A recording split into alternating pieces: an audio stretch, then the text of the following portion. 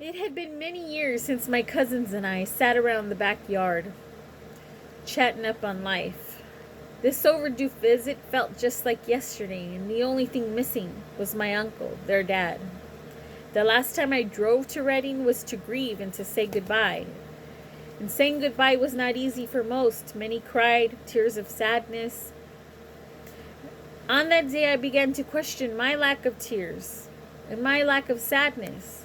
And it wasn't until years later when I realized that because of my uncle's willingness to always teach me life lessons as a kid, he will live within my spirit forever.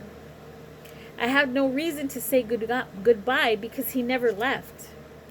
And as I sat in that backyard listening to my cousins tell stories of how strict their dad was, I realized I wasn't the only one.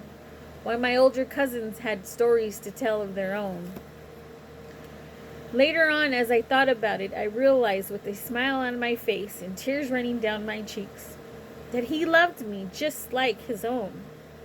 And all he ever wanted from me was to be a well-rounded, healthy, respectable woman, despite the hand that I had been dealt as a kid. Growing up, I had no structure. So when he would try to provide that, it was very difficult for me. I'd like to share with you the extraordinary impact my uncle has made on my life.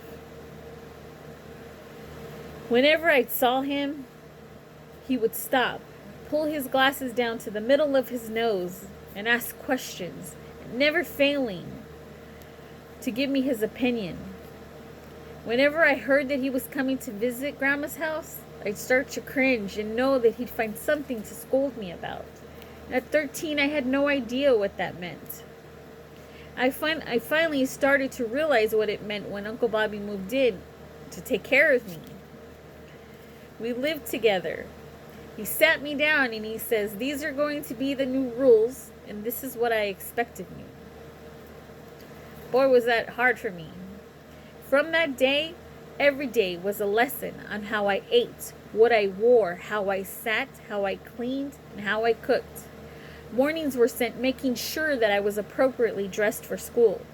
Most of the time making me change because something was too high or too low, too short or too tight.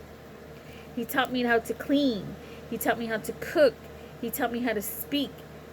He taught me how to be proud, how to take pride in a job well done. He taught me things in life that I never thought I needed to know. I'll never forget what it was like to hear him say, "Mija, you did a great job. Mija, you look like a lady today."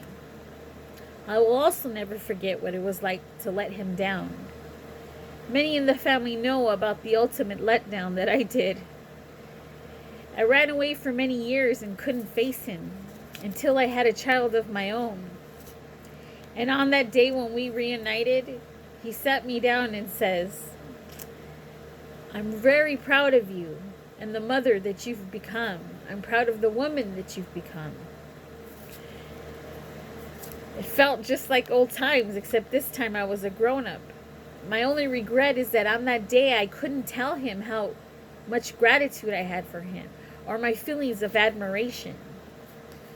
So today when I sought out to find the job of a father, I found this interesting article titled "She Knows" by Elizabeth Weiss, and it states that a positive father-daughter relationship can have a huge impact on a young girl's life and even determine whether she's developed into a strong, confident woman.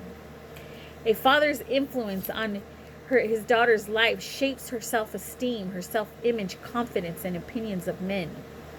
My dear sweet uncle went beyond the role of being an uncle and was a father figure to me, and I am forever thankful, for I am a strong, confident woman.